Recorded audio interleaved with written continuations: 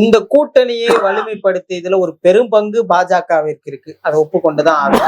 ஏன்னா டிடிவி அழைத்துட்டு வந்தாங்க, அன்புமணிக்கு கூட அவங்கதான் அழைப்பு விடுத்தாங்கன்னு பார்த்தோம். அப்படி இருக்கும்போது அவங்க தொகுதி பங்கீடுல தலையிடுறதுல என்ன சார் சிக்கல் வந்துட போகுது? இல்ல தலையீடு இல்லைங்க, எவ்வளவு இடம் கேக்குறாங்கன்றது முக்கியம் இல்ல.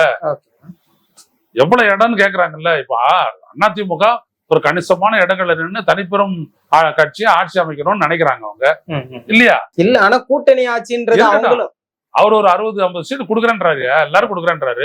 இவங்க ஒட்டு மொத்தமா 70 எல்லாருக்கும் இவங்க வாங்குறேன்றாங்க. அப்ப இவர் எப்படி கூட்டணி தலைமை ஆவாரு? அப்ப அதிமுக கூட்டணியுடைய தலைமையில எடப்பாடி போன மாதிரி தானே ஆகுது. ஒத்துக்குவார் அவரு?